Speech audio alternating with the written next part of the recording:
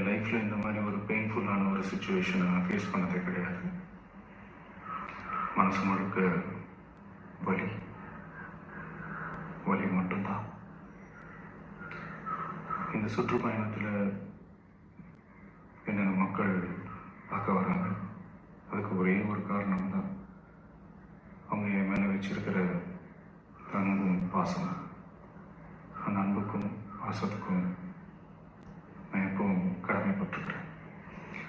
அதனால தான் இந்த சுற்றுப்பயணத்தில் மற்ற எல்லா விஷயங்களையும் தாண்டி மக்களுடைய சேஃப்டி, அதில் எந்த காம்ப்ரமைஸும் பண்ணிடக்கூடாதுன்றதுக்காக தான் அது என் மனசில் ரொம்ப ஆழமாக இருக்கும் அந்த எண்ணம்.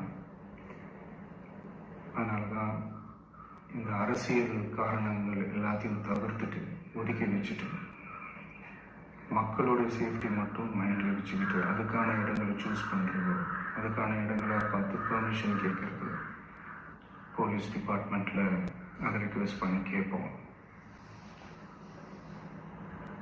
ஆனால் நடக்கக்கூடாது நடந்துருச்சு.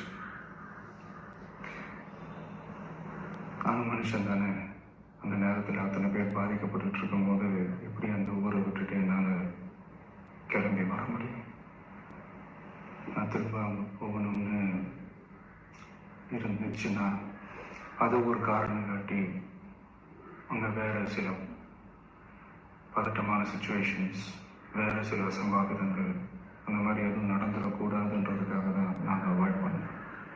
கிட்டத்தட்ட ஒரு 5 மாவட்டத்துக்கு பிரச்சாரத்துக்கு போனோம். இந்த மாதிரி எதுவுமே நடக்கல. ஆனால் கரூரில் மட்டும் ஏன் எப்படி நடக்குது, எப்படி நடக்குது? மக்களுக்கு எல்லா உண்மையும் தெரியும்.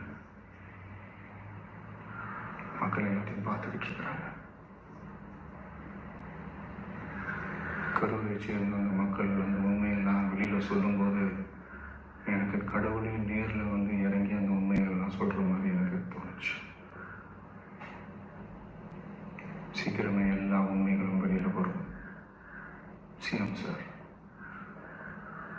உங்களுக்கு ஏதாவது இந்த பழி வாங்கணும் அப்படின்ற எண்ணம் ஏதாவது இருந்துச்சுன்னா என்ன